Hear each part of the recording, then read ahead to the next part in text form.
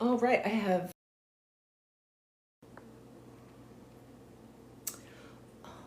All right. I have, yes. Hello, hello.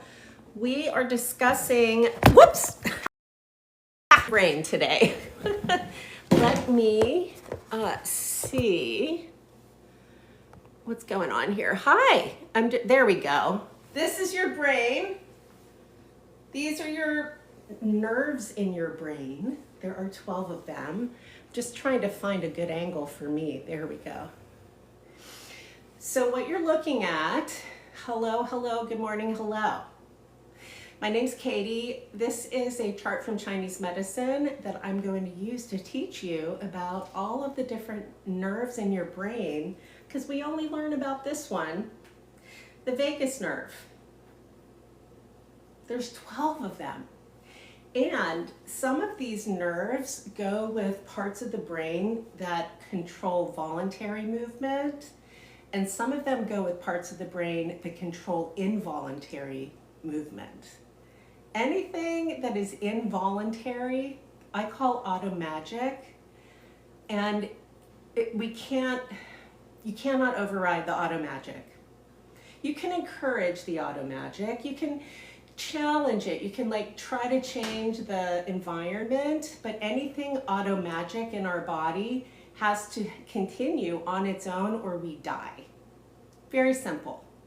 So the automagic functions of our body include breathing, digesting food, cell division, growth, cellular growth, respiration, digestion, even reproduction. I know we have to have a date to have a baby, but the parts of it that actually create the whole other human are automagic. Automagic is my word you're welcome to take. It is the reason engineers hate me often when I'm working in tech, because I'll just say, well, can't you just make it automagic?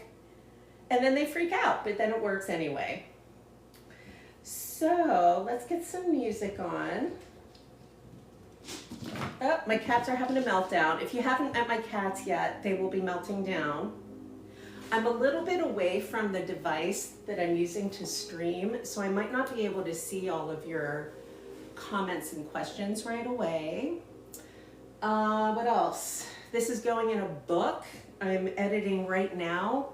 It's going to be about 150 page, like a workbook, manual, journal prompt, encyclopedia for all of this and this, the extraordinary human. Oh, hold on. I have to turn on Do Not Disturb. Turn on Do Not Disturb. Where's my phone? Okay, well anyway, let's do it. First things first, you are a whole ass human. I am a whole ass human. Whole humans go all the way down to the accessory nerve. Oh, I have the hypoglossal and accessory. They should be in this order, but that's okay. So we go from smelling all the way to moving our neck and our tongue. That is the pathway of the sensory motor experience, or the sensory motor cortex. So our sensory motor cortex in the brain, it gets mapped. It looks kind of like a headband. And what it does, if you look in this rendering of a whole human, this is called the Neijing Tu. It's a chart from Chinese medicine. And this chart visualizes, I do have shorts on, by the way. This chart visualizes one whole human. And there are many ways to interpret it. To my awareness, this mapping is a unique thing. I'm not sure it's been done yet, so welcome to a new way to contemplate a whole human. Just from a brain region area. The head of this chart corresponds to the prefrontal cortex. The child on the star bridge is positioned exactly where the trigeminal nerve is. And our trigeminal nerve is a facial nerve. It's the one where you have TMJ, where we get the pain in the jaw and like the tooth grinding. Do you see that? That's the weaver. Often when we're talking about like emotions and feeling different, the weaver shows up as like an assistant on the inside. She corresponds to a part of the brain called the pons, P-O-N-S. Pons is like the bra. And of all of these nerves, the ones that go in the pons, let me make sure I'm not lying to you. The trigeminal nerve, from 5 to 9, yeah. So trigeminal nerve, where are we? Cochlear, trigeminal, abducens, facial, vestibulocochlear, and glossopharyngeal, big words. You've seen this set up. You were supposed to be for guys from the aux. Wait, it was supposed to be for a guys. The aux represents our medulla oblongata. I'm trying to read that. Hold on.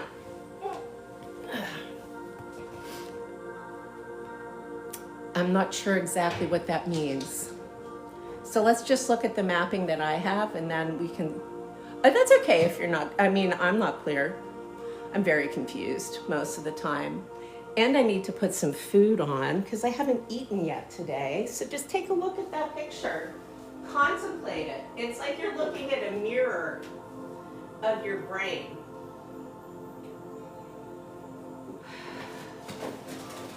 Shall have some chicken. Are you fucking serious? There's only 4 in here now? Okay, well that's sadness.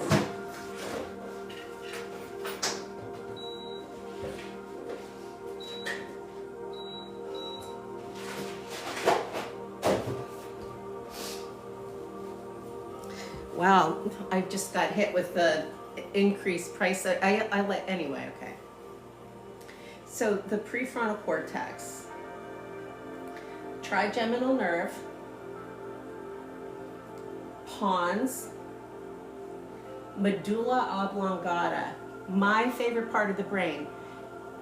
I learned about the medulla oblongata in grade school and have been attached to it ever since. I'm not sure why. The way it looks in usual, like if you were just looking at a medical chart, your medulla oblongata is in this area right here. And then underneath that is the brain stem itself. All of these nerves, all of them are contained within the pons, the cerebellum, or the medulla oblongata. Cerebellum is this zone here that looks all stripy. The cerebellum governs voluntary movement. So like this, stuff you do on purpose. The medulla oblongata is involuntary. Oh, thank you, I'm glad you like these. I have my I don't know what the fuck his status is in my life. Editing or like reviewing so I can publish something this week. I'm gonna self-publish this into a book. Yes, medulla oblongata. We cannot override the auto magic. And guess what hangs out in your medulla oblongata? Yeah, our vagus nerve. The nerve of nervous system regulation is sustained and contained in the part of the brain we cannot tell to do. Why the fuck are we being asked to do that? I have ideas, but we're gonna try to keep this peaceful.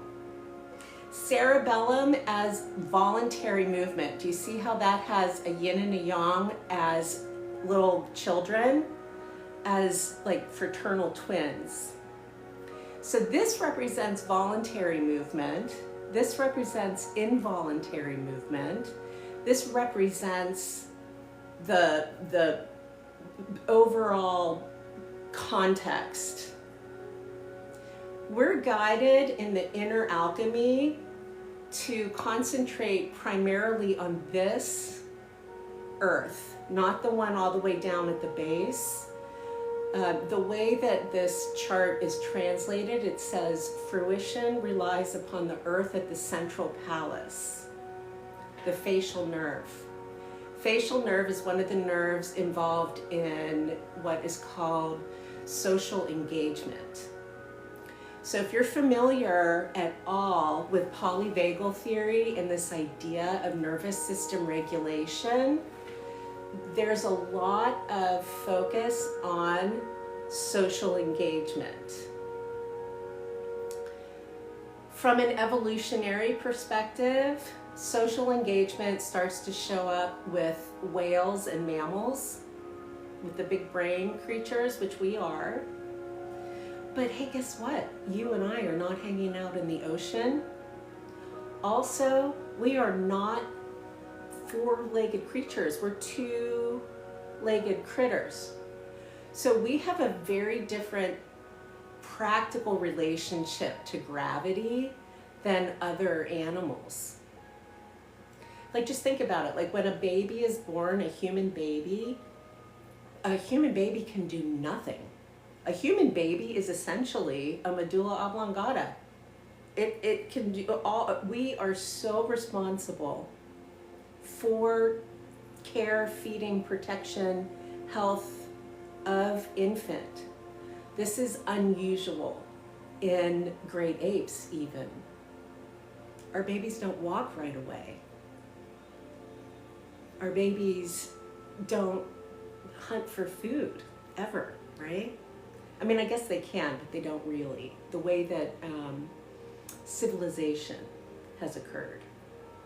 So what Chinese medicine does is, or at least the way I understand it, it's more about evolution and embryology than it is about evolution and Darwinism. Darwin being survival of the fittest. This is not a model that antagonizes. This is a model that's looking for balance and what I'm just labeling resonance. So instead of regulating the vagus nerve, what if we resonate the whole sensory motor experience towards a very happy vagus nerve, which for a lot of us right now is going to mean tricking our nervous system into believing it's safe or safer. I'm not sure about how your last couple of weeks have been, but you can see I'm not sleeping much or well. Okay, I've been on watch lists since the 90s because of my ideas. So in some ways, there are a whole bunch of people I know that were just like kind of like waiting. It's going to be a while because I'm a middle-aged white lady. But there are entire swaths of the population here in the United States that are at risk right now because of what's happening in our government. Part of why I put all this together is to give us a way through that doesn't have to antagonize the systems that we're in, but rather lets us just feel a little bit different on the inside. The idea is post-traumatic growth. Okay?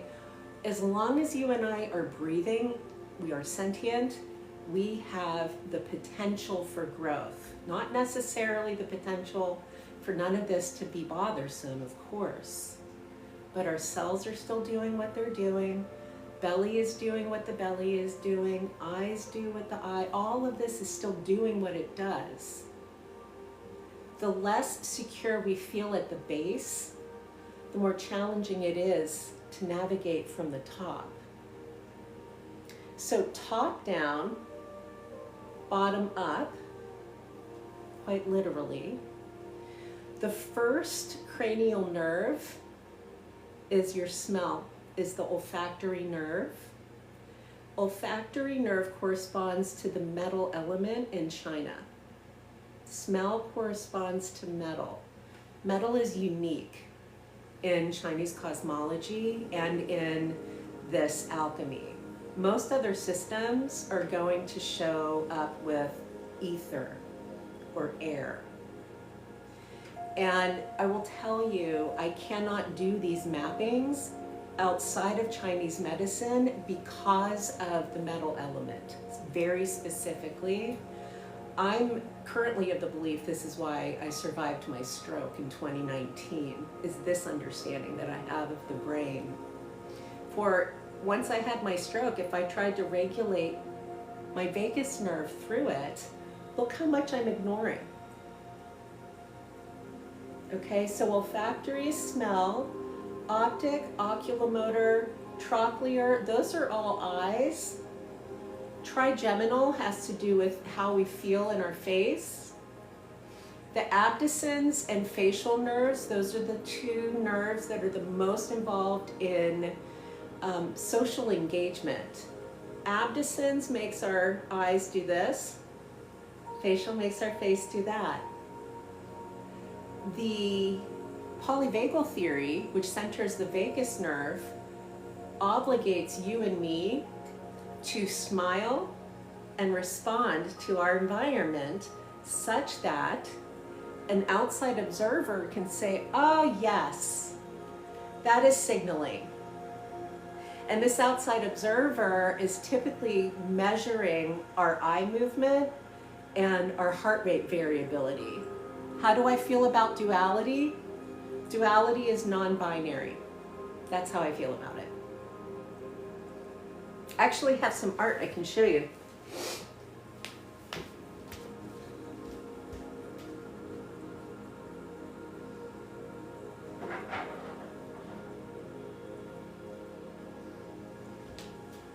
One of my rules is that I have to do everything in the third dimension first.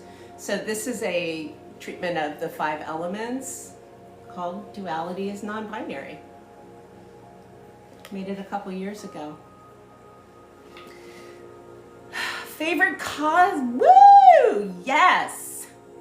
Thank you so much. Favorite cosmic. If you have like some cash, you should go get my crash course. It's a whole media library in my tree upstairs, and I also put a free bundle. It doesn't have the nerves to this degree, but it gives you all kinds of information about this landscape. The inner landscape, this chart is, when I was introduced to it as microcosm. So one way to contemplate this is as a microscope. Okay, this does go quantum. It goes into like subatomic, but right now we're at the level of brain. So when we contemplate this as the brain, it's a one-to-one. It's like a stethoscope. It's human to human. That's my kitty cat. Darla, what you doing? Look, she's hanging out. You coming to say hi?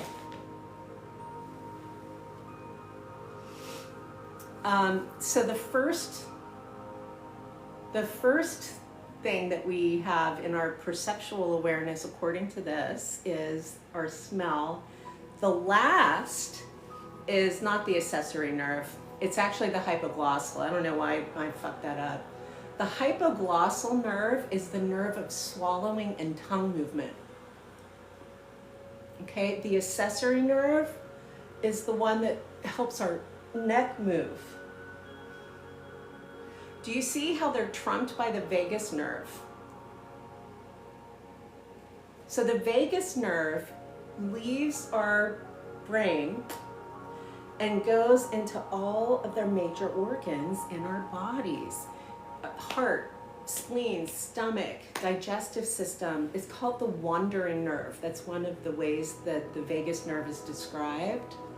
This would be a visualization of the wandering aspect of the vagus nerve. What I love about Chinese medicine is they give us allies. They're called Shen. Okay, that's the category, that's the class. Shen. Shen are magical mysticals. Okay, they're the magical mystical. Who the fuck knows? I didn't make it up. That's how I want you to think about it too. I don't know. The Shen can do anything. They are not bound by space, time, gravity, distance. So as an idea, they exist in what our friend Schrodinger with his cat called superposition. They're just like treading the dimensional water all the time until they get activated. Okay? Relating them to our cranial nerves is not usual. This is something that I'm doing, okay? So just so you know. What is more usual is contemplating this as body systems, as well as a way to contemplate something called the extraordinary vessels. So when you and I go to the acupuncturist, or if you've ever contemplated, let me get you a visual aid here. This is the map. This is the body map that acupuncture uses. I added the colored lines to show you different parts of the brain. But you see how it's almost like a switchboard. And each of these lines, it's called a meridian. The meridians correspond to these elements. And these elements, this is very fractal, okay? And it's okay that it's kind of confusing. But as an example, olfactory goes with smell. That's our lungs. Hearing goes with water. That's our kidneys. Seeing goes with wood. That's the liver. Taste goes with earth. That's the spleen. This is not really touch, but I wanted 5 senses. This is like our tongue itself, but we'll call it touch. It's okay. It's not out of alignment with the spirit of it. That's fire. That goes with our heart. None of this is active or even traceable until we have a belly button. So unless there's a belly button involved, this is all just an idea. And once a belly button is involved, then the whole human has to be contemplated, not just the parts of the human. This is very unusual way to contemplate a body relating to Western medicine in particular.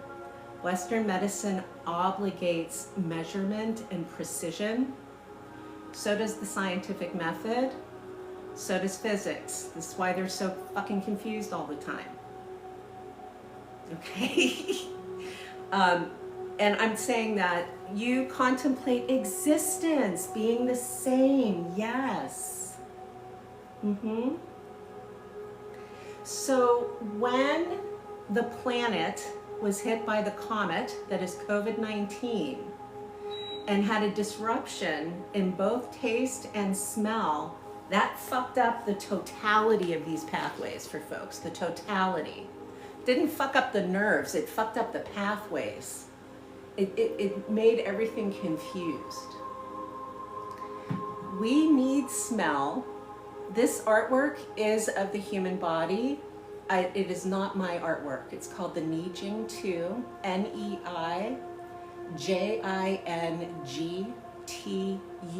Neijing Tu. It's a chart from Chinese medicine, and I use it to guide into the body. Informational structure, with energy being the communication form and transforming it. Oh, I love those words. Yeah, that's a great way of contemplating it. You feel disconnected now. All right, one way to connect is through your ass. I call it sense of bum. And it's a very, very easy thing to do. And in case anybody's worried, I do have shorts on under my skirt. You find a place to sit and feel your butt. I like moving because I'm a mover. Sense of bum will connect you. This does not have anything to do with human design. This corrects human design. But you could probably relate them to each other because human design is taken from all the same medicine. I'm not editing it. I'm weaving it with neuroscience and physics, but actual science, genuine, not New Age stuff. Human design is New Age. Personally, this is me personally, like I don't want to say anything disparaging or whatever, but if a system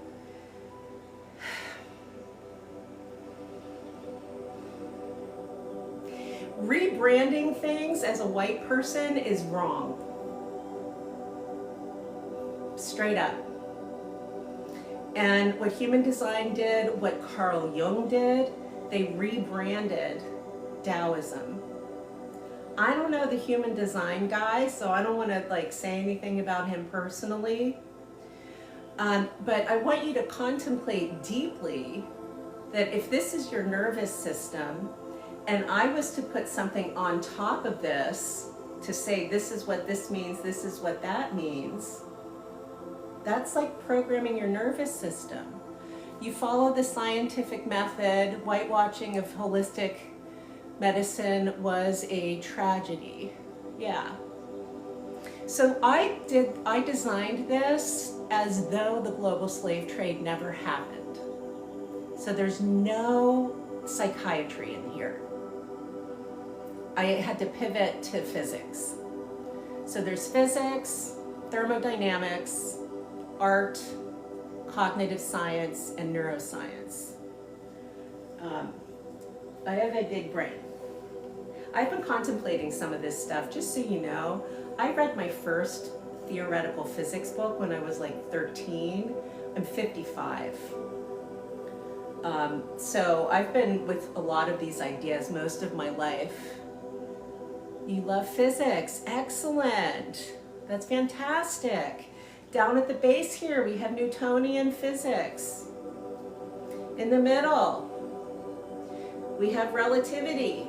At the top, we have quantum, mapping to earth, fire, and water. But that is easier to see in a different chart. So, what else are people saying? I'm gonna have to come closer. I'm so sorry. There we go. All right, that's nicer. So actually that brings us into these 3 zones. I wanted to tell you about the 3 zones. Okay? How do I say this? Any Western mapping onto this came after a lifetime in these contemplative spaces, meaning I haven't been looking for things to match. They just fall very easily when I understand this is all a Mobius. But you genuinely need to know how the Chinese did neuroscience before they had neuroscience. It does tie in with what's going on right now. I'm glad you're taking notes. Get the free stuff in my link tree. There's a free bundle. The first couple of links are going to ask you for money, and then there's a free thing underneath that. I also put together a media library that guides you into this as an environment, teaches you these 5 elements as exercises you can do for your emotions. And I think there's a bunch of poses in there you can do as well. What we're looking at right now is I'm just wrapping some stuff up to publish a workbook that you can get that'll be full color that you can use as a reference and a journal and art and all kinds of things. Yeah.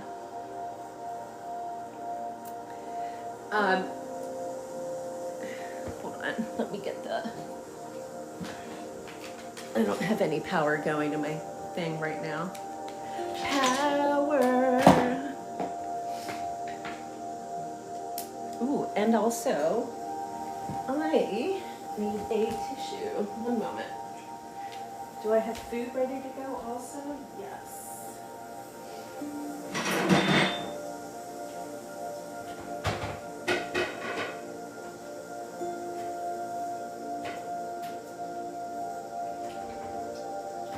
I'm just grabbing some food.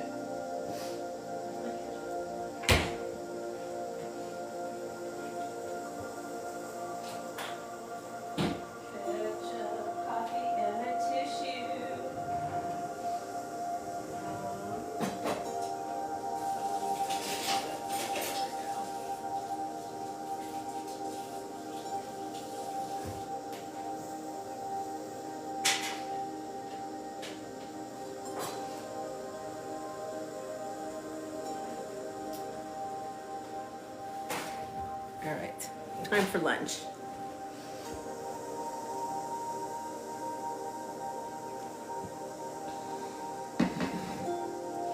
These 5 elements, we work with them just like you would work with the periodic table of elements, such that fire as an element, earth as an element. So this is where the alchemy is. But what's incredible, truly, is how aligned with physics this is. And I think that I understand that primarily because I do this through something called inner alchemy, which doesn't use any external devices or accoutrement. It is all like a self-done thing. So there are breaths that go with each of these. Yeah, that's right, kitty. What do you want? This is Darla. Come here. Hi. Yeah, you're so pretty. Oh my goodness, she's so pretty. She's the pretty one. He's a handsome man. But I still need a tissue because I am still having, oh man, I live in like the Midwest. So winter is like just variations of fall. And every time the temperature changes a lot and like, yeah, I know, it makes me have a runny nose. Poor kitty. Hi. You had some foods and you went to the outsides. Yeah. Hi. I'm distracted by the sweetness. Yeah. What? She's like,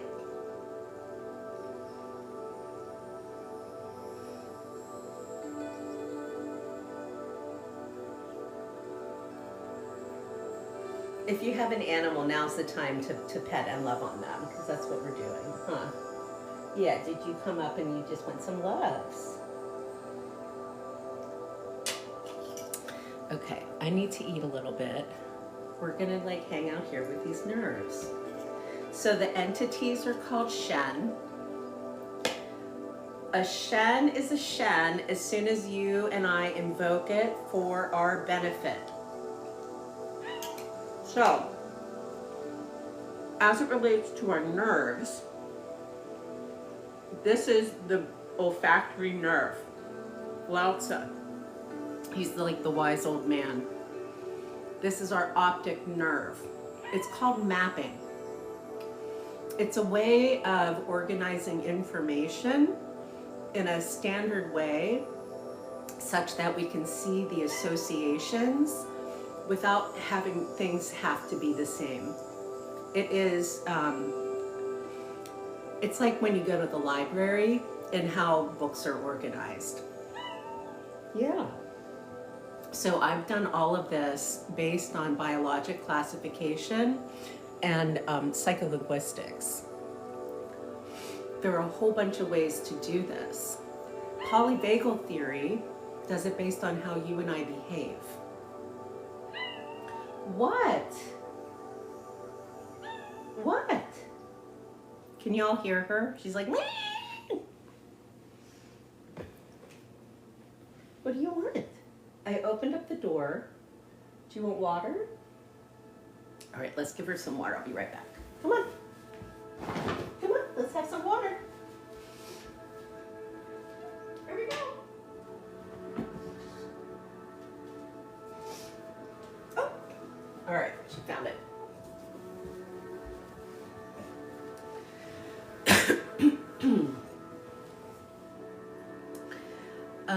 So voluntary and involuntary movement is really what the vagus nerve guides us into conceptually.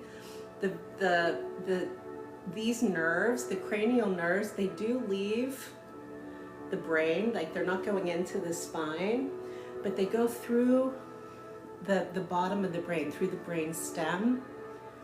And the vagus nerve, being part of a cluster of 4 nerves, the last 4 cranial nerves, we cannot control those on purpose because they go through the medulla oblongata. That makes the vagus nerve a nerve of earth, not a nerve of touch or anything, because the earth element in our bodies is the body itself. It's the our actual tissues, organs, everything. And the earth element, as it relates to energy, corresponds to the finite factor of human lifespan. The earth element corresponds to inherited traits, corresponds to like skin color, eye color, but in the world it would also correspond to like where we're born. So I have a friend who's a Black woman my age, same birthday. We have a very different life expectancy just based on the color of our skin and the zip code we were born in. Just based on that. Hi.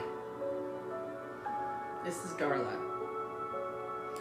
So that's all the way down here. Down as in, I think this is where Jung would put like the unconscious. But here it's more, hi.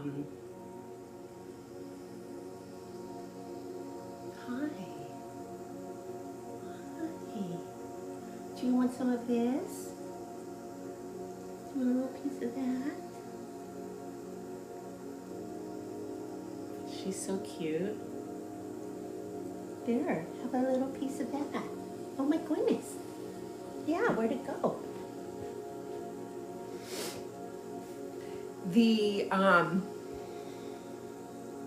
Thank you for all the likes, by the way. I really appreciate it. Really, really do. Let me tell you what the pons does. The pons I've never paid too much attention to because the cerebellum and the medulla oblongata. Cerebellum is voluntary, medulla oblongata is involuntary. The pons, I just think of the pons like a bra. Oh, perfect. So the pons is the part of the brain that goes from the prefrontal cortex to the cerebellum. So the pons is not a bra, it's a bridge, but it's similar enough. So, oh, that's why. So the myth is that this gal and this guy are not allowed to get together. She's the weaver, he's the ox herd. They correspond to the stars Vega and Altair in the summer constellation in the sky, if you want to turn this into astrophysics. That's way too much math for me. Yeah. So the correspondence, meaning, ma'am, I'm trying to eat. What? Hi. She's so sweet. She doesn't like me to pick her up. Huh, you're a very independent girl. She's also very needy.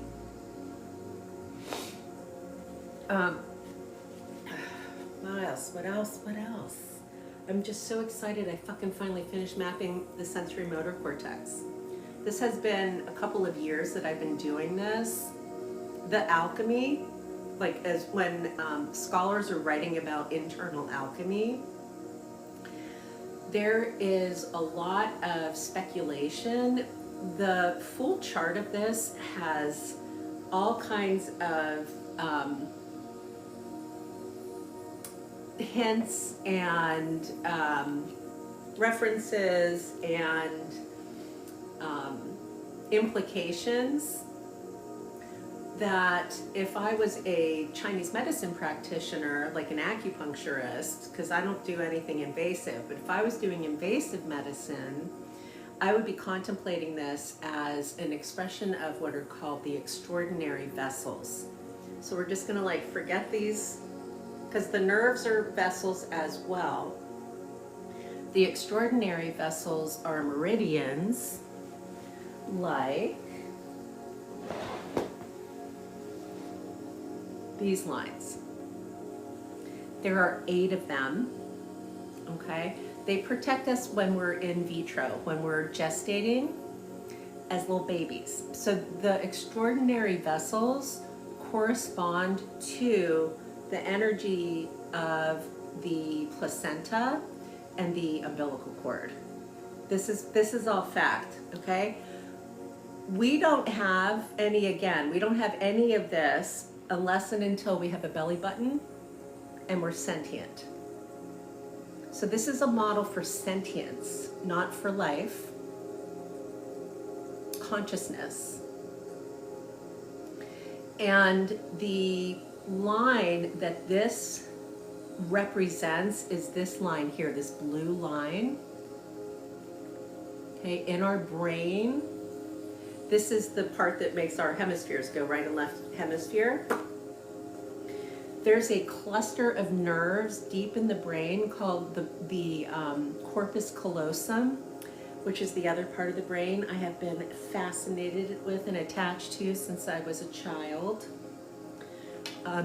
Nobody told me I was autistic, so I have spent most of my life trying to understand my own alien experience of the world. And I did not address autism directly until 2020. So I'm coming to this having made these associations while I was unmasking my autism. Yes, I think that the one of the benefits of the pandemic, I'm going to say that, is self-awareness. So many people had time to contemplate, like, do I really want to wear makeup? We had a huge, big awareness in all the different kinds of neurodiversities and neurotypes and lived experience that you and I might have that maybe don't map perfectly to a thing. Maybe they're a little bit more wiggly, okay? Maybe this is a zebra to my fellow hypermobile humans.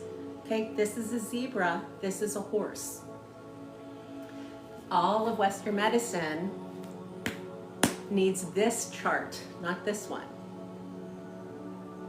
Chinese medicine has both. There are like historic documents of kidneys and different body parts and everything, and I'm sure they were doing all kinds of, I don't even know, because I don't do anything invasive. But the word that comes up the most in the academic writing when I'm reading about how the ancients approached the body, tactile, touch, tactility. So the Yellow Emperor, because this is from the Yellow Emperor, this is his wife, by the way. She discovered silk. The Yellow Emperor corresponds to Earth. My mother was a scholar. I don't know if this is true, but I'm going to tell you what she told me. She's dead, so I can't ask her.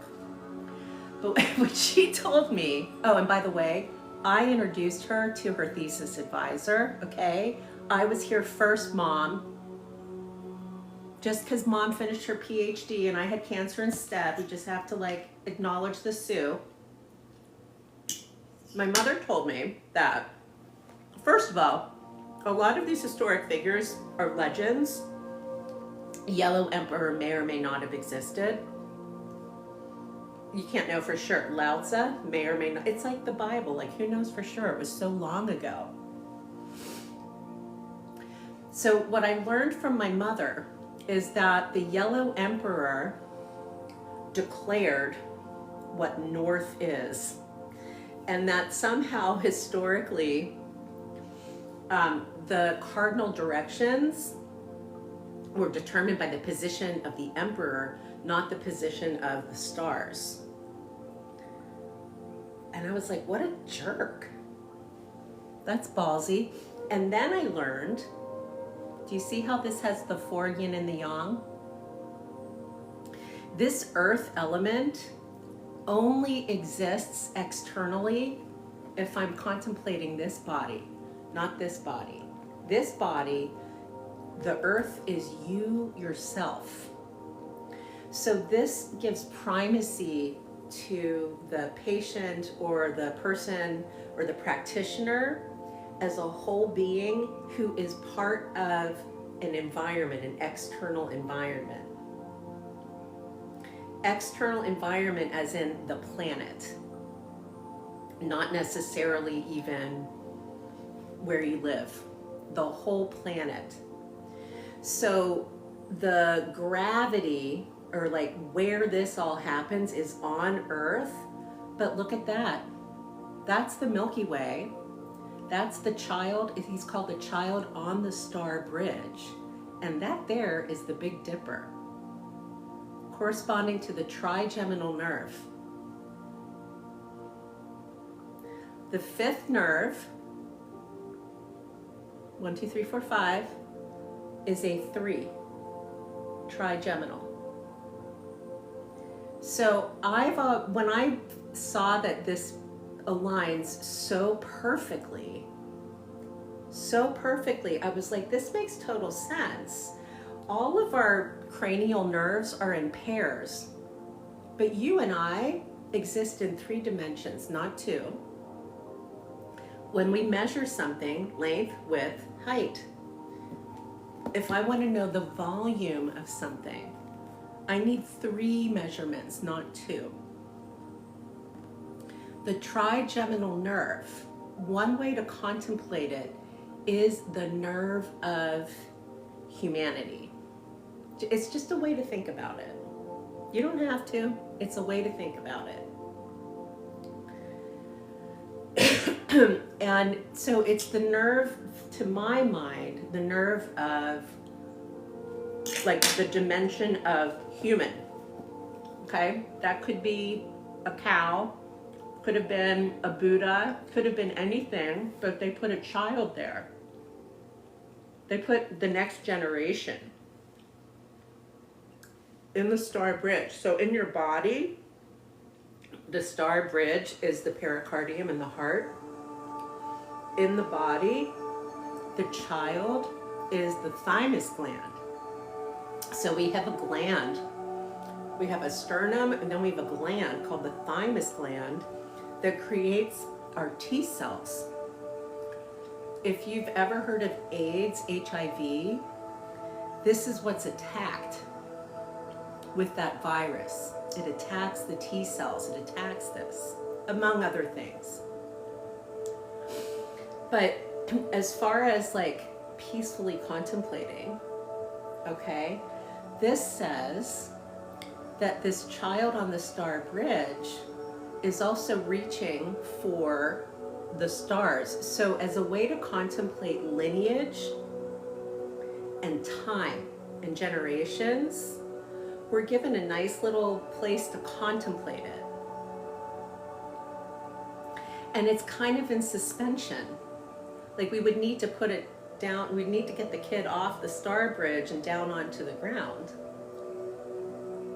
But how cool is it that you can imagine yourself hanging out with the Buddha, the actual Buddha, who is our tongue.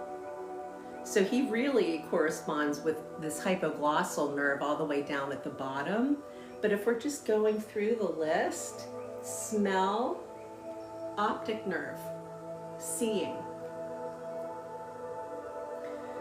Most of the cranial nerves, if we were going to look at which nerves do what thing, most of them go to our eyes. All the first several nerves, almost all of them map to our eyes. The scientific method gives primacy to the eyes. It gives primacy. We hear that all the time. I'll believe it when I see it. Right? I'll believe it when I see it. This is saying, what can we perceive?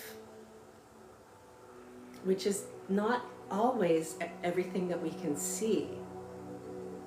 And notice how hearing is associated with water. So there's your ear. That's your pineal gland.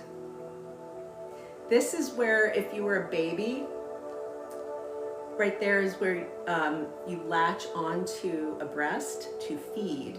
This is translated as the moon. This is translated as the sun. So as an arc, now we have a day, a 24-hour cycle in the head. How amazing is that? The ears here, this is called the 12-storied pagoda. These 12 stories correspond directly to the 12 cranial nerves, which also, by the way, 12 days of Christmas, the 12 angels, all the 12, the 12 zodiac signs, my friends. And the 5th zodiac sign in Chinese medicine that goes with the trigeminal nerve is the dragon. It's a cosmic beast that may or may not exist on planet Earth. Isn't that fascinating? So one of the opportunities, if you want to hang out with me, is what I call proper confusion. Meaning, with Lao Tzu at the head, okay, he is known for being a weirdo, strange man, totally peaceful. He was a counsel to the kings, counsel to the everything. But he's a riddler, man. He says things like, the Tao that can be named is not the Tao.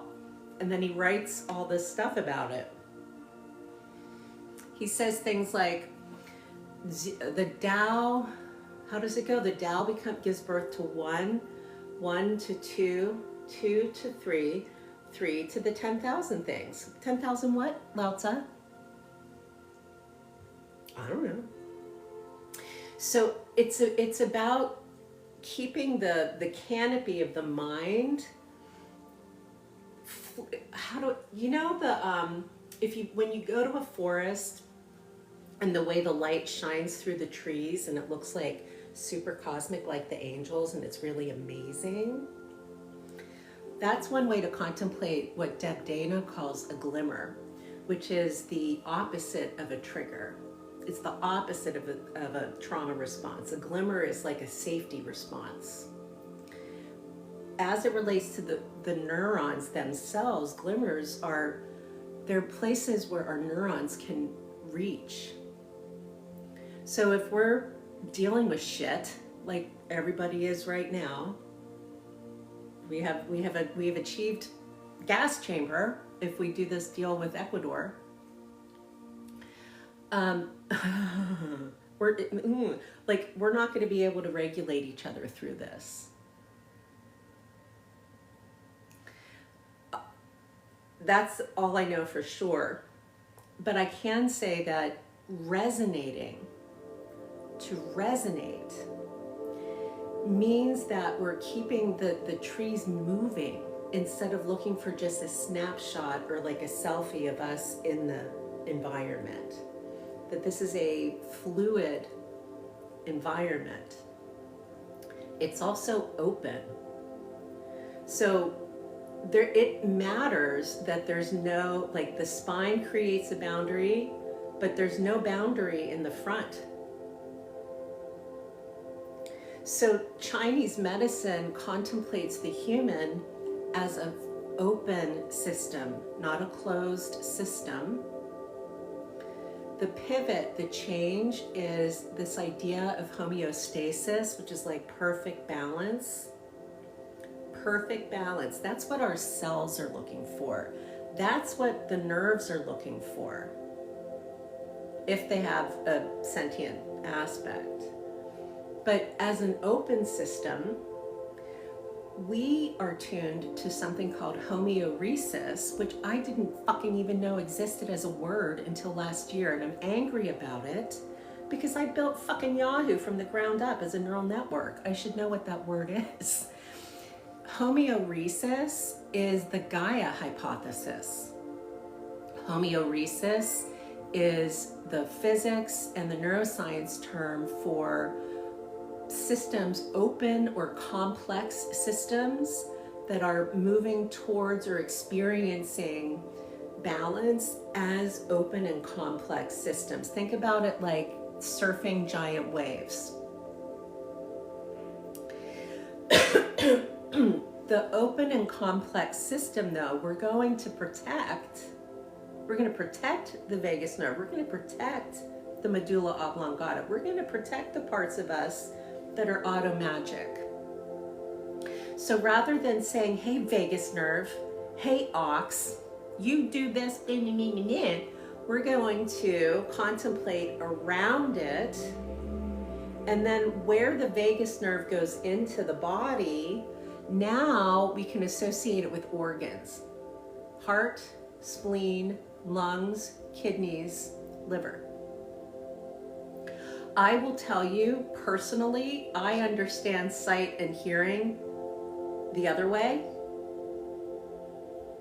I feel like sight is more influenced by water, but just because of the how our brains grew evolutionarily, this is actually how they map. But this also then implies that how we look at things or how we perceive or how we're shown things, hearing has a lot to do, like on the inside, with memory, with the narratives that we tell ourselves, with the inner critic. I don't know how many of you have a dialogue on the inside. My bitch does not shut up. Ugh. I mean, if I was grading myself, I would fail 27 times before I even get out of bed some days. Like, there's just a lot of noise. And so this is guiding us away from like what we can see this way and towards what's happening on the inside. And it's very heavily dependent on symbols and art. So this is an artifact that is also a symbol, that is also a map, that is also an interface, that is also a plotting of quantum nanotubes for my new hero, Roger Penrose, who I can't afford to go to Madrid this spring and attack him with questions. Sadly. That's okay. Maybe next year.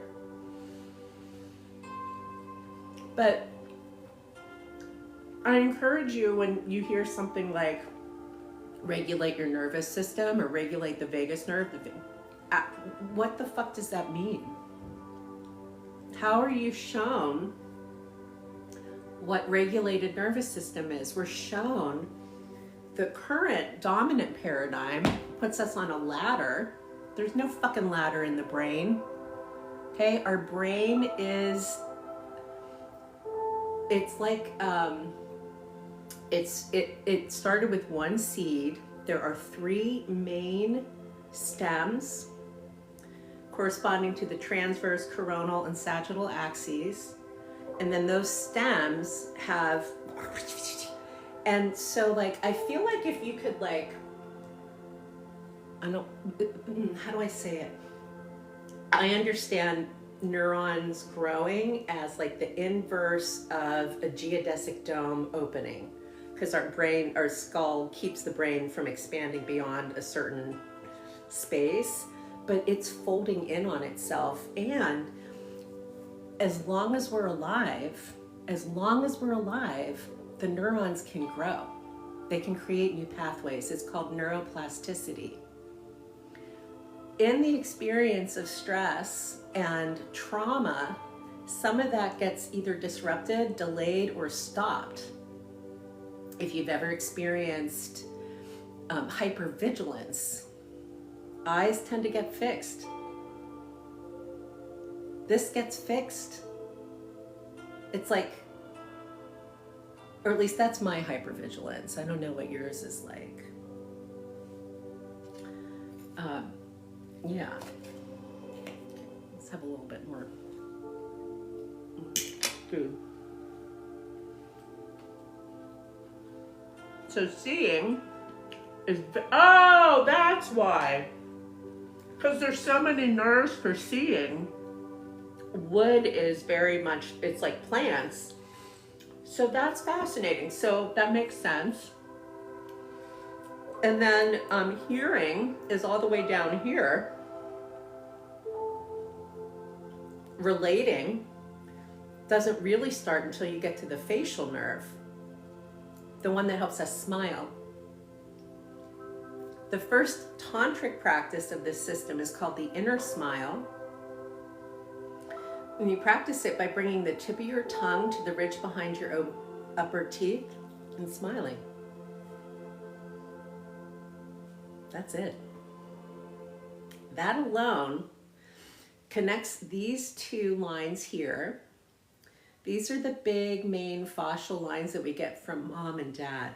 The one going over the head corresponds to something called the governing vessel.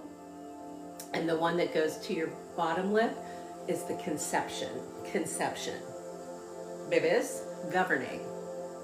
Let's not do too much. So when we do this inner smile, we're connecting this pathway, but also this line here between ear, pineal gland, and nose. Ear, pineal gland, and nose. That's these 3 zones. This is right here. Just by smiling. And then directing the energy of the smile, or the idea of the smile, to your body. Not your idea of the body, your actual fucking body.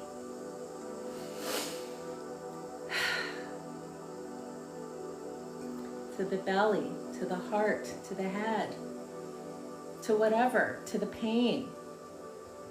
And the smile is not like, yay, life sucks, bah. What the smile does is it lifts the abducens and facial nerves, particularly. And so we get this circuit, a current here, energetically, that does activate and correspond to what my teacher, Stephen Porges, identifies as the social engagement network. Sadly, Stephen Porges does not believe in gravity. None of these guys do. They can't, because they're in the medical model and they are in psychiatry. Psychiatry is about to become a weaponized space in a very big way here in the US, even more than it already is. one of the things that the muskox is trying to do is gain access to medical records so that they can categorize people with neurodivergencies as criminals. So Oklahoma has a law that was just put into like contemplation to undo the Department of Mental Health and to move it all to the Department of Corrections.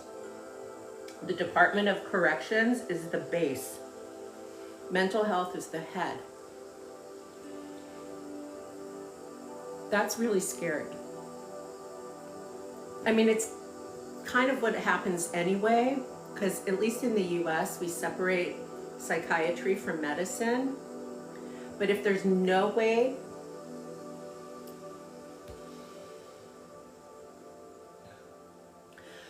can't change that right now, but we can resonate into and through our tissue as though it's alive, as though we matter, and as though no matter what the fuck you've done, you deserve to feel less suffering.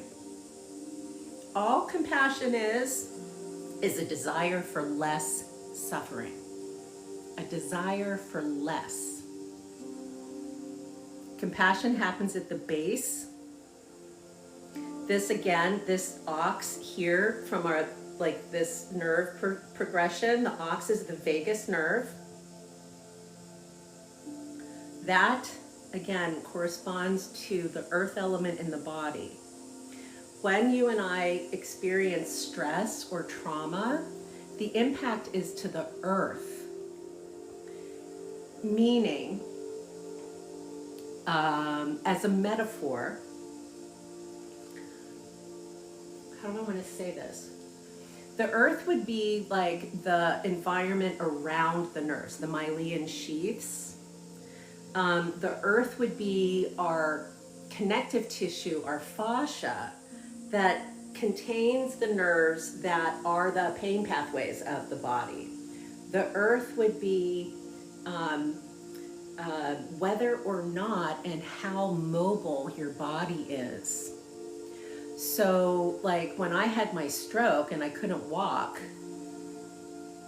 okay, I did not have a lot of mobility in my body. We didn't have movement, I should say, movement.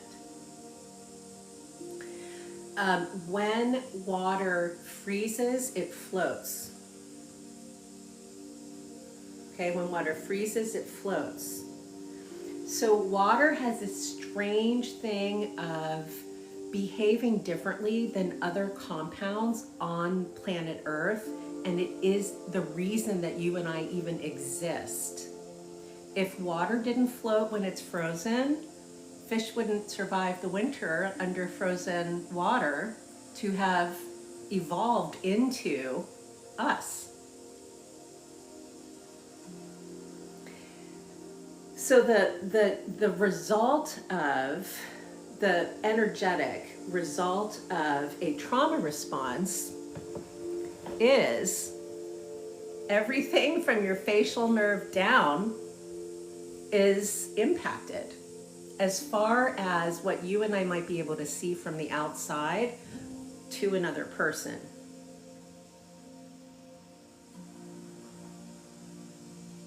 The easiest thing to measure is heart rate variability, which is why the vagus nerve is centered, I think, because the vagus nerve does go through our heart and our lungs. So when we hear things like, when you have a stress response, then you don't breathe as much, then this happens, then that happens, that's all happening through measurements towards the vagus nerve, not towards the sensory motor cortex or the brain itself, or even the fucking whole totality of you. The whole totality of us experiences trauma, not our fucking vagus nerve. So my stroke was right here. That's where my stroke was. My solution to the stroke was to get all the way down here though. Meaning I literally was doing a lot of craniosacral therapy and work on regaining feeling in the bottom of my feet, I did not have feeling in between my toes and my feet. I had my stroke in 2019. I just got all of this back last summer. And in the meanwhile, I experienced stage 3 breast cancer and treatment by myself at the height of the pandemic. And I'm alive because of this landscape, not this one. This landscape I figured out based on this one. Because this landscape, personally, I can relate to. I can make this ox herd and the ox, I can turn that into a peen. I can turn that into my tummy. I can turn it into so many things. I can turn this weaver, so can you by the way, into autoimmune, into, I don't know, nursemaid, into assistant, into the teacher. I can turn it into anything because these are archetypes. And again, the word for that in the cosmology is Shen, S-H-E-N. So if T-I-O-N defines something, S-H-E-N describes it. And that means there's always room for not only variability in a population, but variability in one lived experience. If you've ever been like, I have a friend, I am a very nervous driver. I'm just a nervous driver. I'm a good one, but I'm nervous. I have a friend who's not a nervous driver, okay? She's not aggressive, but she's not nervous. If she's driving and we will like almost have like a fender bender and she stops, I am like for minutes and she's just on to the next, no problem. So the same event occurred, but we have very different responses to it.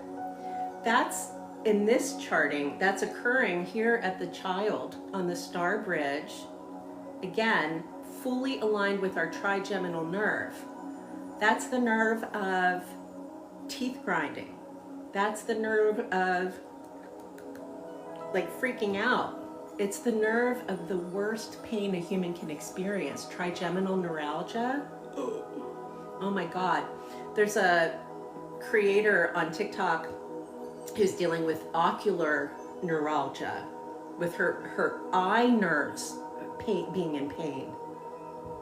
Oh my gosh, that is intense. Very intense.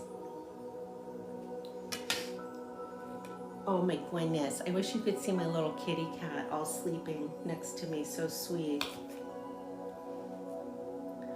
So the idea is to temper the environment, to create enough goo, to have the swamp lands, the marshes, the martial arts, marsh, to have this be appropriately goopy and soupy. This, by the way, is where the gut biome is in our body. This is a visualization of the gut biome as an ox, not as a you and me in there planting seeds. We don't have a connection to the gut biome through our cranial nerves, except for the vagus nerve. But the vagus nerve goes through it. It is not it. The gut biome is like, I don't know. It's our inner swamp is how I understand it. Oh, baby girl. Yeah, you're a good girl. Did you know that about yourself? Mm-hmm. I'm gonna jump off soon and do some more editing so I can hopefully get this shit published. But yeah, okay. 1 to 12, cranial nerves. This half is your regular brain. This is looking at the brain from the bottom up. Hey, Melissa. Hello. So bottom up is from the stem up. That means we start at the back of the brain forward. Top down is from literally this way. Oh, and by the way, there's language like this in neuroscience. It's not aligned to the language of polyvagal theory. Join me in neuroscience, neuroscience asks different questions than psychiatry and polyvagal theory. Polyvagal theory, psychiatry is going to say, how do people behave when? Neuroscience is going to say, what is the experience of? Those are very different questions. Affective neuroscience, affect, is looking at the dorsal factor, not the ventral factor. So ventral is forward, dorsal is back. Think dorsal fin. Do you see how that dowager's hump? That's where the dorsal fin would be. This aligns, by the way, to Linnaean taxonomy, which I didn't know. I thought I invented it. I didn't realize it was already done. But this goes kingdom, phylum, class, order, family, and then the 2 feet, genus, species, Homo sapien. Homo fucking sapien, motherfucker. This is China, 20,000 years ago, understanding human evolution so much that the visualization of the inside of you and me is one fertile female, fully aligned to mitochondrial DNA. This is one way to look at the mitochondria, the powerhouse of the cell. How amazing is that? There are other charts that look at other things. This is just the one I know. And it's the one where we can't touch it directly. We have to contemplate it through the body. So again, we start with that smile.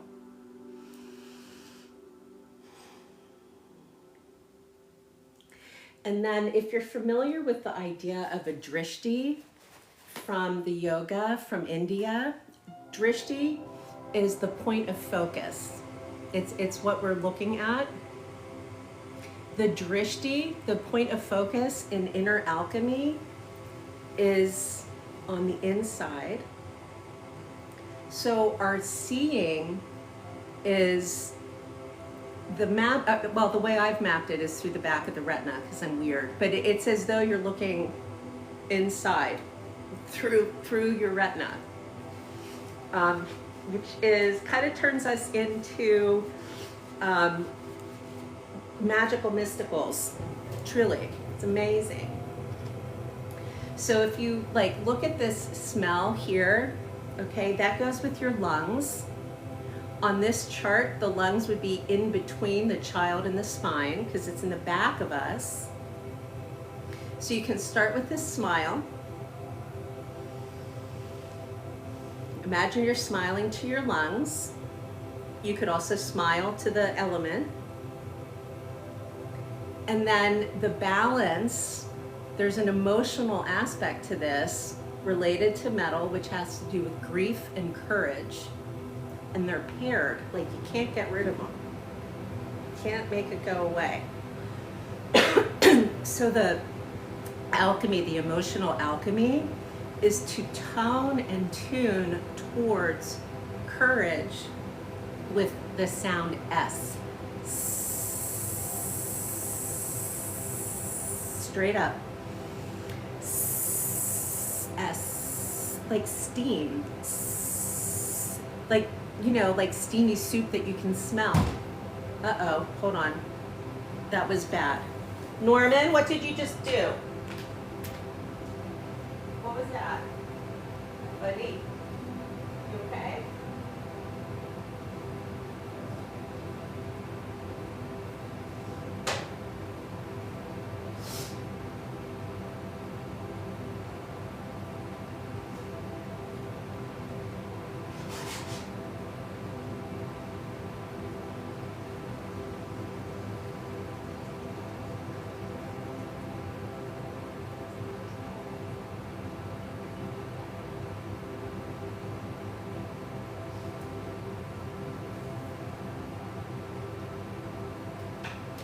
Well, I don't know what that was, but it didn't sound good. It must be something moved in. Tap the screen. Thank you so much. Yeah. Oh, let me show you the Shen for your lungs, because I'm not an asshole. So I designed a whole. I actually did 3 inventions. I designed a new framework for the body, a new framework for the mind, and a framework for society. As it relates to the body,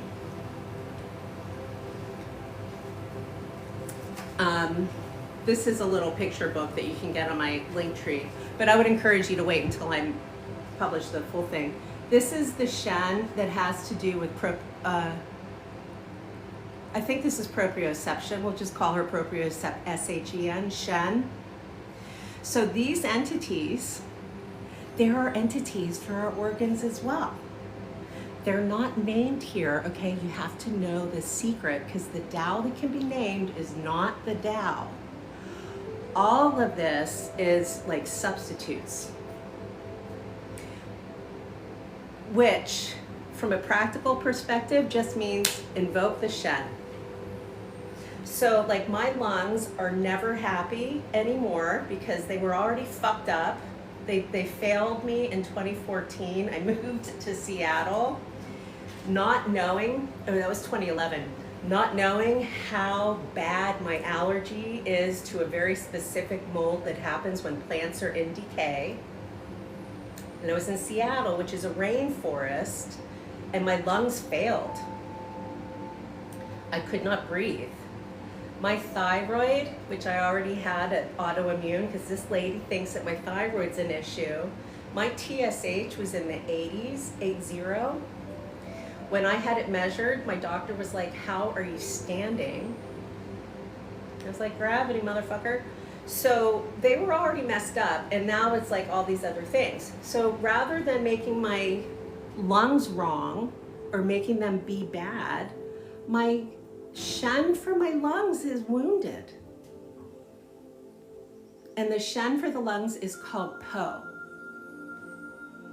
Po. Like from Kung Fu Panda.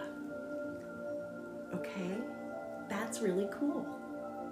So yeah, I have lung damage from long COVID, and I have whatever, and I can do all that. I can also smile to my lungs.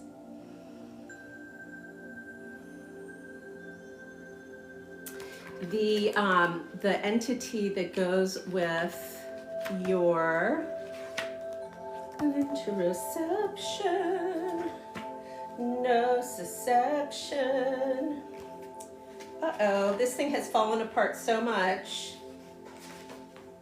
that it has turned into little pieces of art. Well, this is the first Shen I made. This is orientation, S-H-E-N. And this visualizes how I oriented while I had my stroke and I was healing my brain, where it was very complex. I don't exist in this, but you know what this is? This is fucking social engagement. This is my mother holding me as a baby. I was looking for buoyancy, not for control. Buoyancy. Inner ear. The experience, thank you. Yeah, I love the inner smiles, right? Kids love the inner smile. Imagine, okay, the liver is wood. That's Hun. Hun and Po are the 2 entities that Carl Jung brought forward. I want you to meet Shen with your heart, Zhu with your kidneys, and Yi with your spleen. Because this triangle here, this creates the geometry, is the golden triangle. It's the triangle of Fibonacci. That's what it does geometrically in our body. Fibonacci, okay? Seeing and smelling, that's like the, oh God, who was the Danger Will Rogers? Danger, there's the it's a robot that has the 2 arms that go boom. Well, anyway, that's how I understand it. But the touch, taste, and hearing, taste, touch, hearing. It's called a stack. Creates a stack, not a hierarchy. A stack like the Russian nesting dolls, where the base is the big doll, the middle is the middle doll, and the top is the small one. So if you like the idea of a 3-body problem, here are 3 planets you can contemplate. Here's your waveform collapse if you're a physics person, because this is Newtonian and that is quantum. These 3 are relative physics, right? Yes, and I have confirmation from an engineer from iRobot and not Ink2Me, Akamai or whatever, wherever the fuck he is now, I don't know. I don't do math. But yes, it all corresponds. So, yeah, the inner smile. I once taught these, the healing sounds as like smoking cessation, and Blue Cross Blue Shield hired me, and I was like, yay, we'll go do a 6-week, series for the doctors of Blue Cross Blue Shield, Massachusetts. Awesome. And I walked into the room and it was the groundskeepers and like folks who like clean up after everything. They're not going to have the same understanding or contemplation of the body. And I was like, let's just try it. And if y'all hate it, we'll do something else. So we were doing, so I was guiding them through these sounds, and the sound for the liver is shush, shh, shh. It helps to temper the experience of anger, but it also keeps us from being too forgiving. So the pairing of the liver are anger and forgiveness. And we were on the liver week, and I had already established myself as at least interesting enough that these folks were coming, because it was not obligated and it was 6 weeks. And this one guy, he said, hey man, I taught that liver sound to my teenager and he's no longer an asshole. And I was like, that's only a week. You cannot make that claim. But what he did was he taught his kid the anger sound, shh. And the kids started discharging their own anger.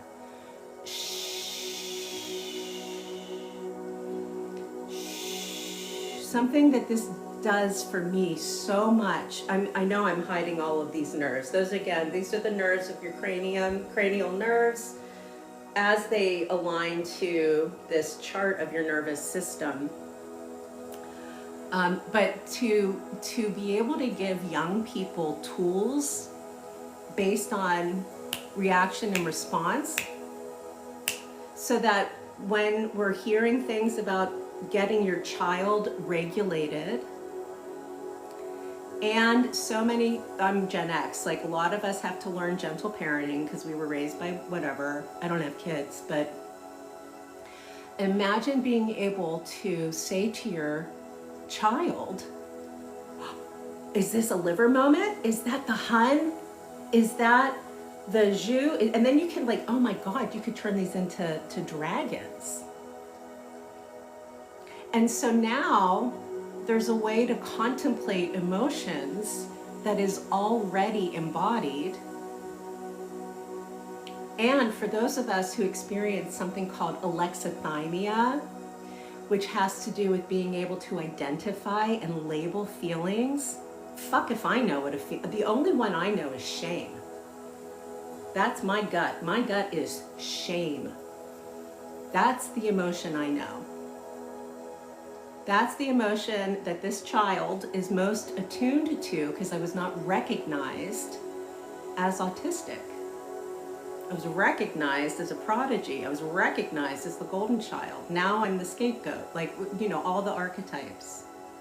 So people would say, how do you feel? I don't know. But when I was introduced to this shit 30 years ago, I know where my liver is. I know where my kidneys are. I can open a book and look at my brain, my heart, that I can relate to. And then TCM does this wonderful thing Where personally, my emotional body is very much like dropping Alka-Seltzer into water. It just is so like, it's there, blah. It gives me just a main group of things to contemplate. And liver, wood is always the liver. Water is always the kidneys. Metal is always it's always the same. None of this changes. So I put together the palette so that it would be a little bit more sepia toned than like the rainbow of the chakras, the Roy G. Biv, because this is all based on the color of the earth in China. It's based on the color. So this is south, that's north. That is the center. And I think this is west and east. I get mixed up because as soon as I have to do, that's math. But to tune and tone into the idea of, let's say, this taste corresponds to the spleen, which you can see here as the ox herd, if we want to make it that. Not the stomach, the spleen. I was like, I don't know what my spleen is, but boy, do I know what an upset stomach is. My background, my history with purging and binging, I have a very antagonist relationship to my stomach. So tuning to the spleen, which I don't have a direct relationship with, has been so helpful. And the emotions here are worry and trust. Worry as in like the shit that you and I are doing overnight, trying to like calm the mind and all that. WHO.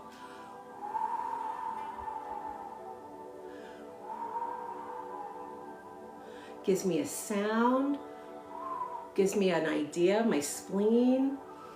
I'm letting go of worry. That Shen is bringing me trust or faith, thank you. And that'll start to regulate the breath without you having to count.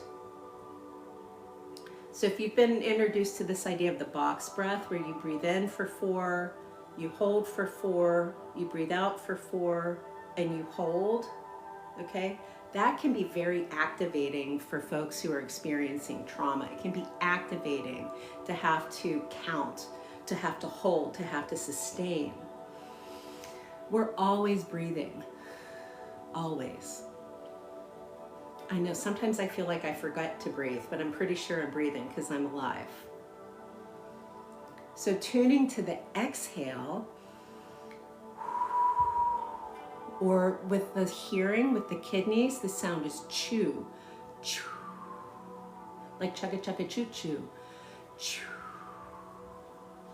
Experience of shock and calm. Chew. Smooth water. Chew. Here, the kidneys are visualized as the gate of life. The kidneys are the storehouse of Jing, or earth energy in our body, and they relate to aging. It has a lot to do with how we age, but also how our life force energy is impacted by life, by illness, by injury, by tragedy, by windfalls of amazing. So we're born with whatever we're born with. That's this bottom zone, that's the Jing, that's the earth. But then we can change it here in the social realm. Oh, my kitty cat's so cute. So the social realm is this one. This is the earth realm. And then the sky is like the noodly appendage of the universe.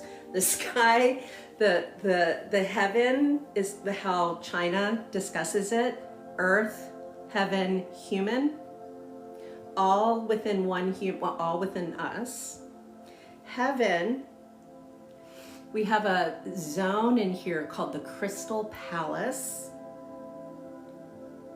Ear crystals, Crystal Palace. Crystal Palace is so, oh, look at that, I got it right. I had these mapped inaccurately because I had them mapped to how I understand it, and so I had to check just to make sure.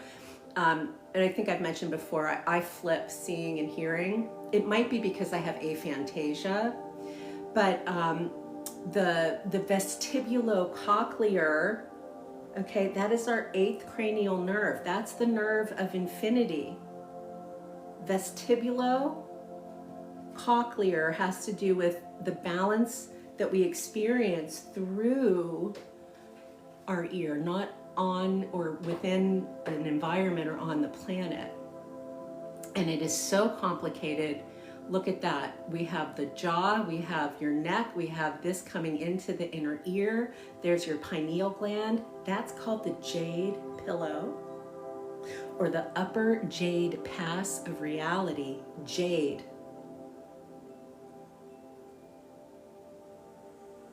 How amazing is that? Jade is green. In this zone right here, this is your liver, visualized as though it is late summer. So, or early spring, however you want to understand it, but it is a green land. Our liver is the main filter for our body. So like if we were a fish tank, that would be what the liver does. Sound for the liver is shush. Shh.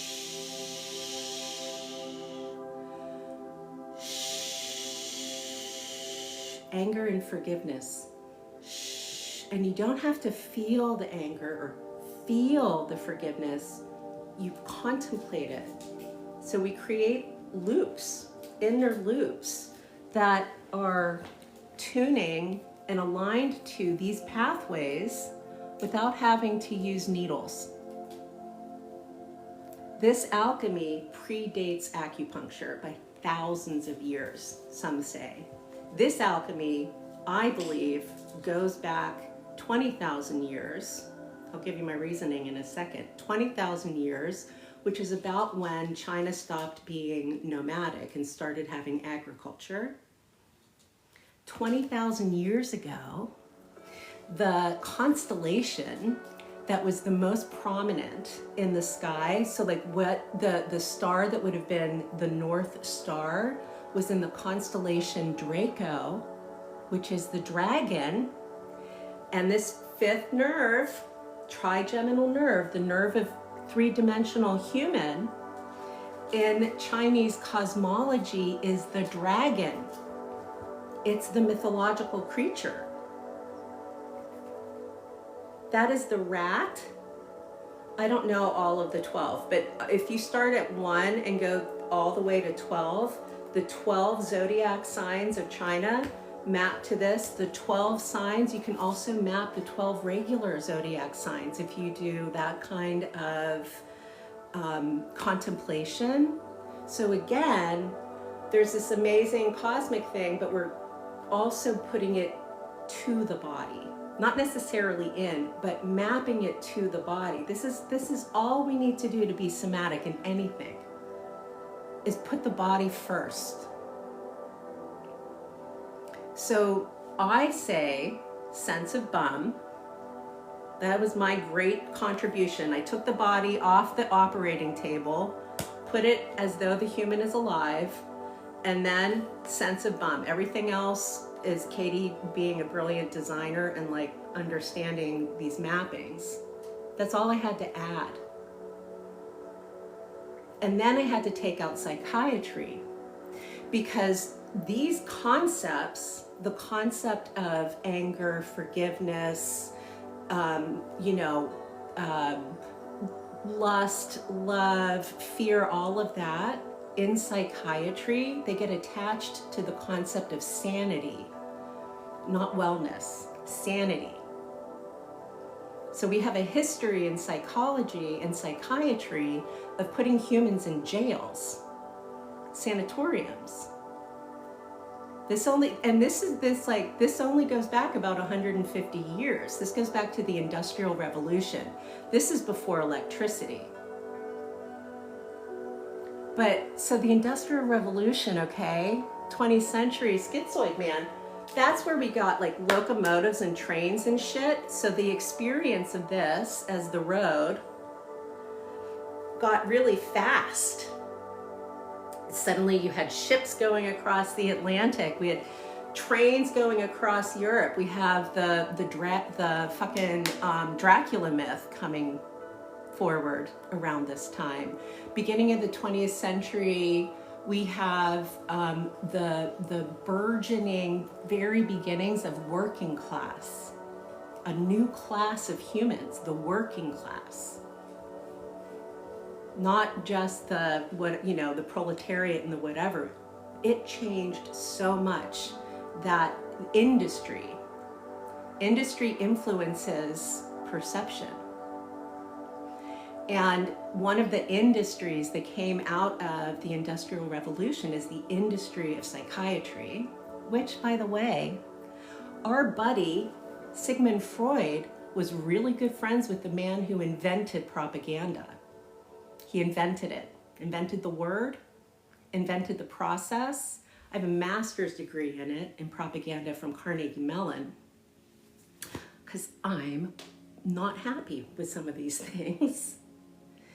And I feel like this alchemy is a way to safeguard against supremacy culture taking hold of us on the inside. And if you look like me, it's a way to deconstruct without having to be wrong first. Also, if you, like me, are so fucked up in your brain, neurodivergent, all the whatevers, this lets it be as wiggly and weird as it is without having to be perfectly in a table like our fucking cognitive therapy says it has to be. Cognitive therapy is just based on this. It's not based on this. Cognitive behavior therapy, dialectic therapy, all based on how you and I are behaving. Super duper important. But there are some things that we just are. If you are oppressed, if you exist in a black or brown body, you succeeding in nervous system regulation is a really big fucking hurdle. Because you have to show up also white. You are more likely to be labeled schizophrenic if you have black skin than you are if you have white skin. White skin, you're more likely to be labeled autistic. Autism and schizophrenia were together in the DSM, the manual that doctors use. They were together until what, like the 1980s? The American Psychiatric Association has its own universe of disease that are not contemplated as intersecting or relating. There's a diagnosis that we're going to see more and more of called functional neurological disorder. This is something that's coming up a lot in the long COVID community. It's a way, the description is often, it exists at the nexus of psychiatry and neuroscience. Yeah, the nexus of psychiatry and neuroscience is sanity. And your and my doctor, whenever they tell us, oh, it's anxiety, they are absolving themselves of having to do the fucking work. Oh, must just be anxiety. Or bipolar, if you have a vagine. Or whatever. That doesn't mean that these situations don't exist. Obviously they do. But how we address them culturally is not a fait accompli. This is something that we've created together culturally. And now, now is not a good time to be labeled. I have so many fucking labels, friends. I am just like rambling now, but listen, I committed myself to a psych ward over the summer because I didn't sleep for 3 days. Insomnia is not unknown to me, but the last time I didn't sleep for 3 days, I had received my stage 3 breast cancer diagnosis. That made sense. I had no reason to be awake for 3 days. I was experiencing like really weird neurological symptoms, which I later determined were environmental from having my HVAC replaced. But at the time I didn't know. So I committed myself because it's responsible, and I was nervous that I had a break or cancer back in my brain. If I had a break that was more compelling or important to me, they didn't let me see a doctor for a week. They gave me COVID. Now I have borderline and schizophrenia on my labels at 55 without a differential diagnosis.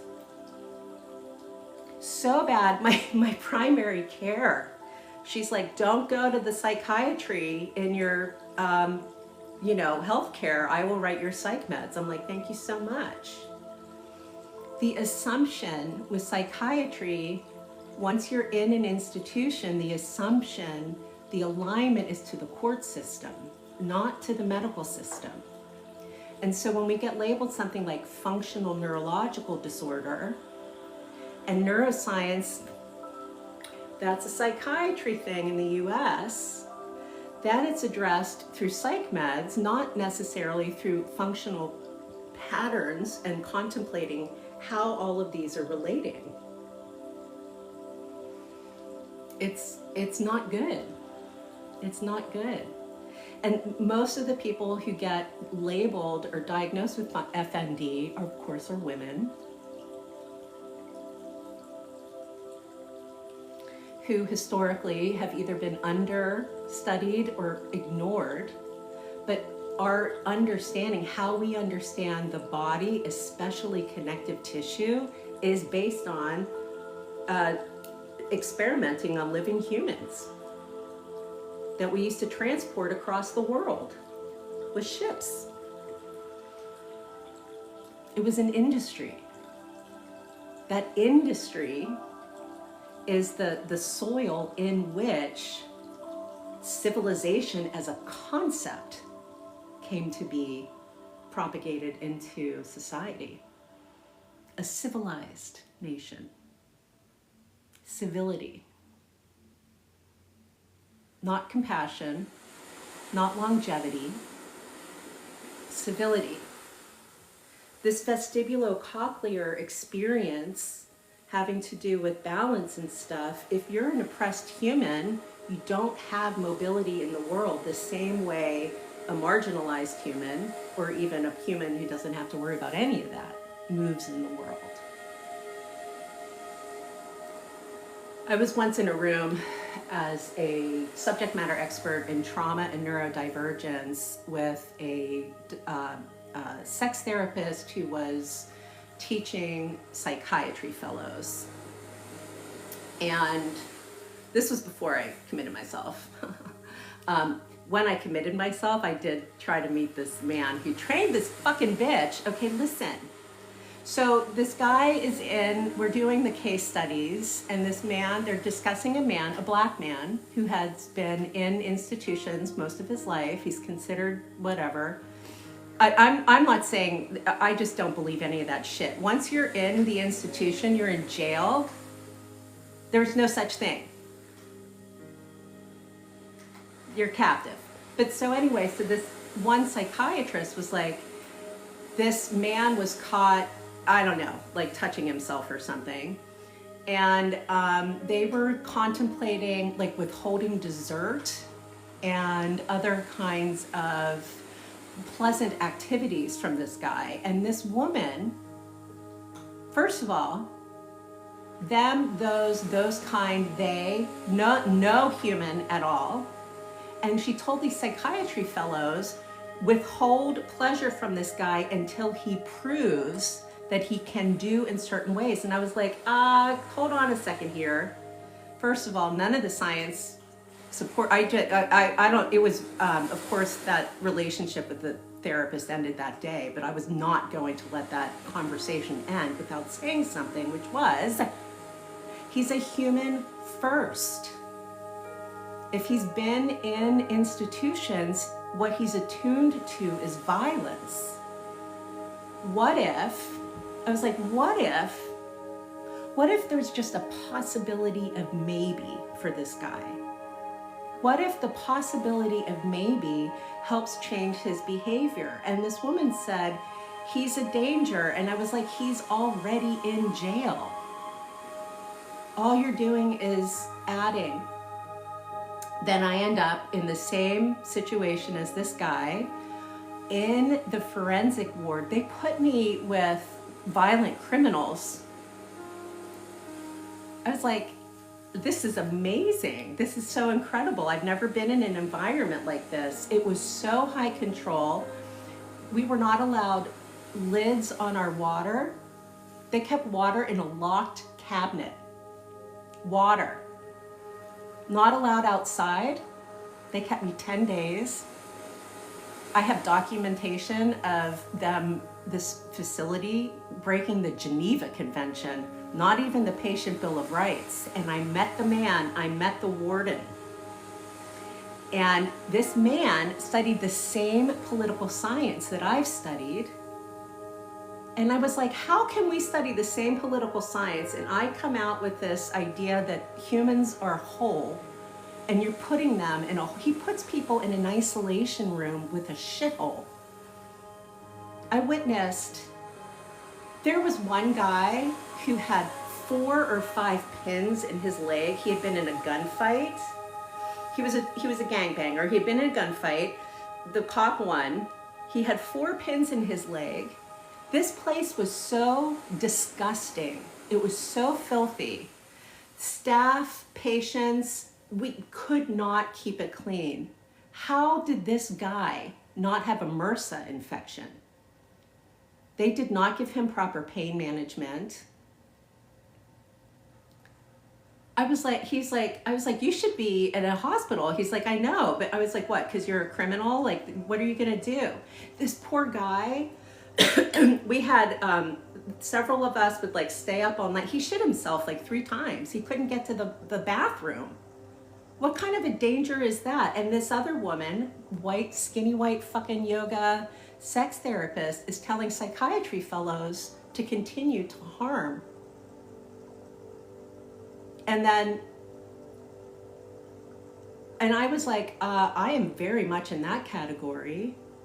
I'm autistic. Autism and schizophrenia were together in the DSM. It's a non-zero chance that I'll need some sort of institutional help. Are you saying that I should not have ice cream? Oh, no, because you're not what? I'm not what? I'm not a black man from the wrong zip code?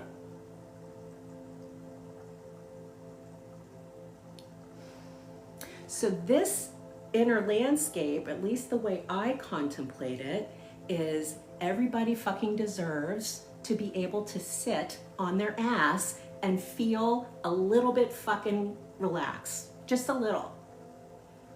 Regardless. Not hair de mort, not these assholes, but like just people in the system. And one of the things that happens in the power dynamic, and this speaks to the water and fire element, is the system, the healthcare system, especially as it relates to mental health, is currently dominated by people who look like I do, who are telling you that you can change your life by forcing one nerve in your brain to do things, which is not good science.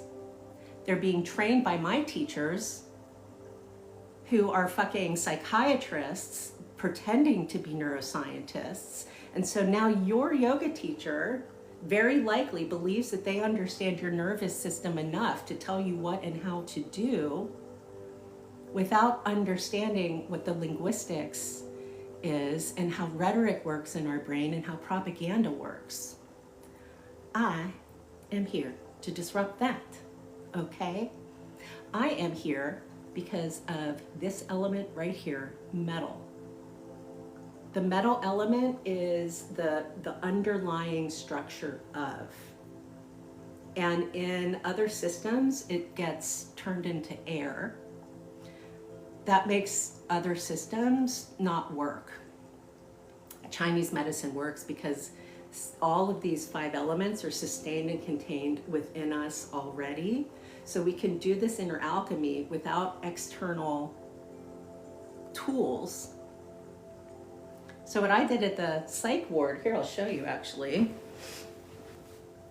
I have to turn this into some sort of like document, but first I want to write you that workbook.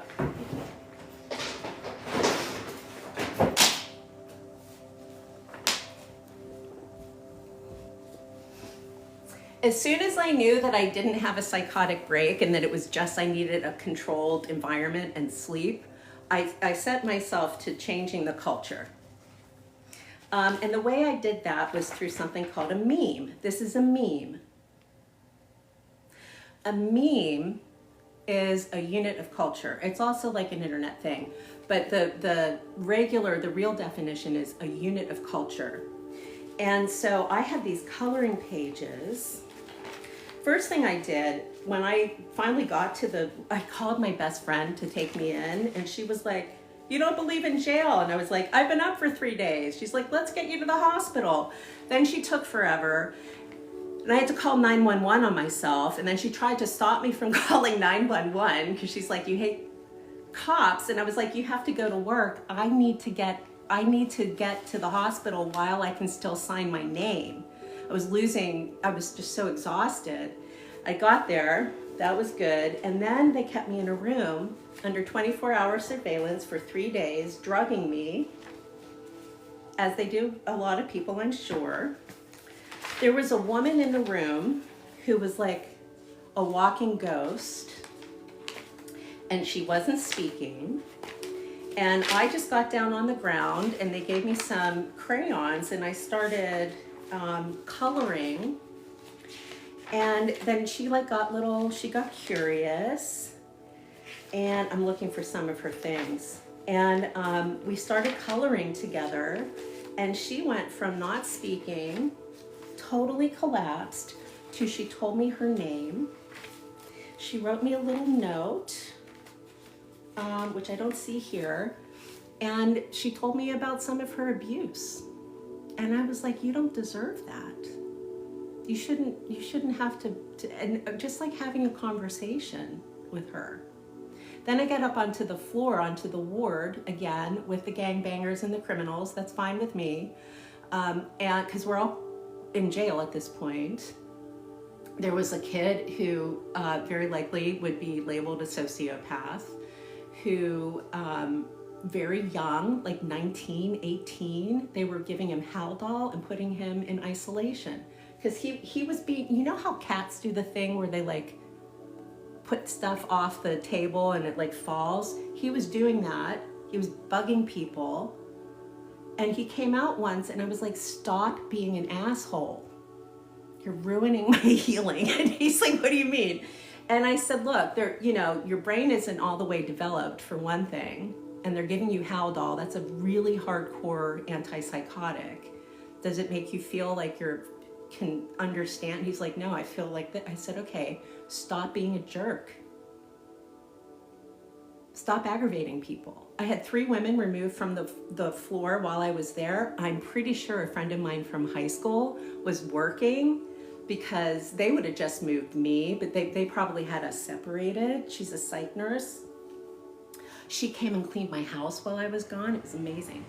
But so this kid, and he's like, I said, "Look, you're a whole ass human bound to the gravity of Earth, not the gravity of these assholes." And the heart I was calling the sacred ball sack of love, the pericardium, the sacred ball sack of love.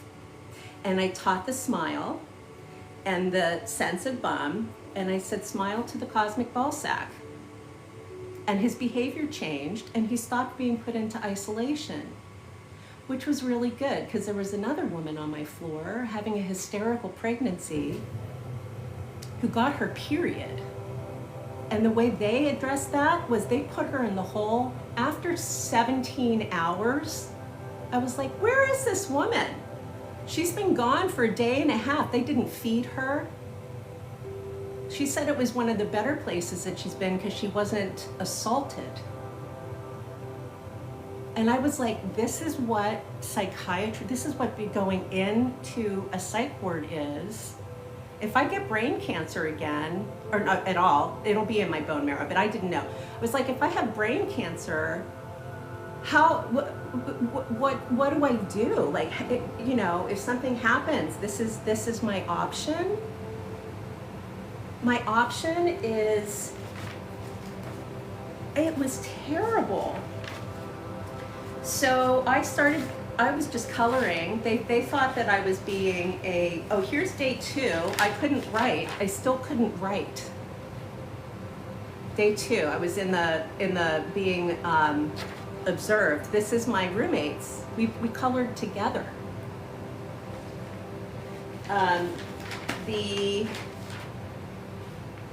Oh, look at that. They put me on olanzapine. It's an antipsychotic. I was like, where's your differential diagnosis? Why did you decide I'm psychotic? And the psychiatrist said, well, you couldn't remember if you took your medication. I said, yes, I walked in and told you I haven't slept for 3 days. I need to be sedated and assessed.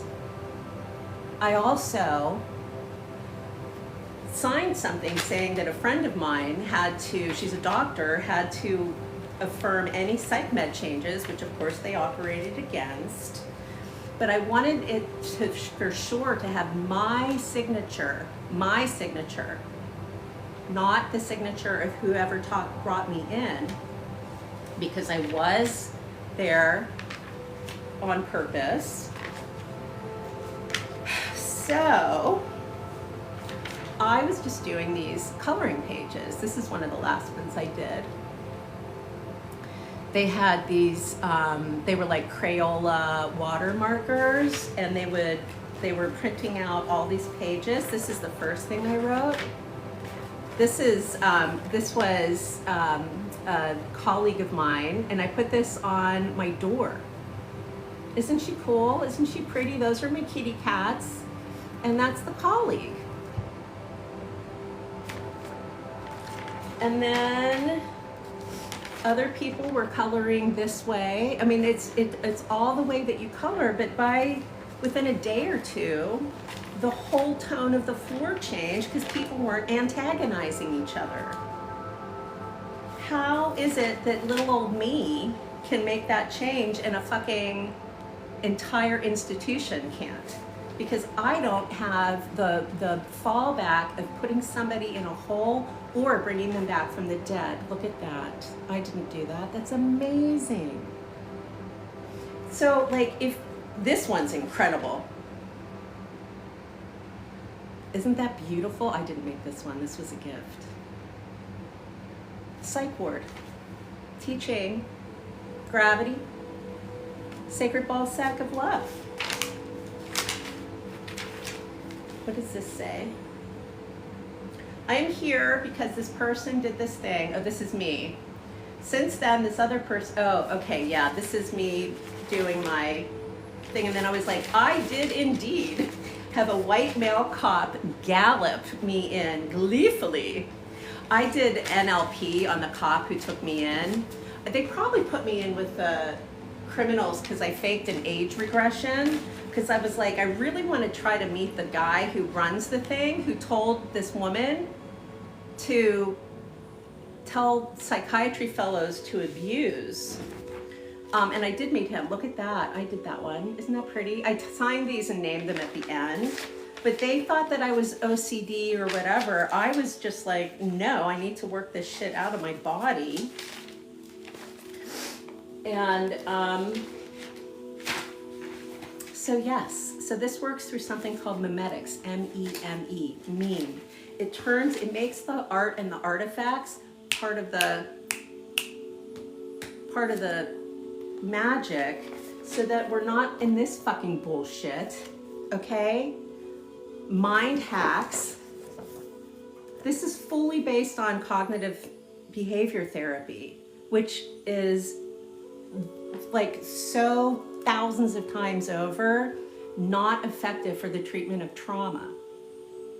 But that's what's in our institutions. So if you're traumatized and you end up in a psych ward, you better fucking behave like you're not, or blah, blah, blah. I mean, that doesn't sound like healing to me. I learned about, this one woman told me of an 8-year-old who was put in a straitjacket because she was hitting the buttons on the door and they thought she was trying to escape at 8. How is an 8-year-old a threat to you? Not a threat. There's no cultural competence in Western medicine either. There's no room for variability. But you and I are variable, so we're going to add this. Okay, I have worked myself up. It is time for Katie to clean the apartment and to work on my editing. Thank you all for listening to my yammering, my blabbering. I'll probably upload this onto YouTube. I'll see if I can get a, what are those called, subtitles? Her know she was loved, yeah. So anyway, so I'm still in touch with a couple of the people from the psych ward. The woman who was experiencing the hysteric pregnancy, I taught her about Meng Po. Meng Po lives in the underground and she can fucking take it. She is the underground. So this woman, instead of discharging out, started discharging down. It didn't solve her problem with the hysterical pregnancy, but it gave her another direction. And yeah. Anyway, that's why I don't play with the American Psychiatric Association. I've trained with them. They're all cops. Hi, kitties. Are you ready to go outside? You want to go outside? Okay, it's time for the kitty cats to go to the hallway. They like to try to break into the apartments around us. All right. Live long and prosper. You're a whole ass human, no matter what. And you deserve to feel less suffering, no matter what. Okay, bye. How do I make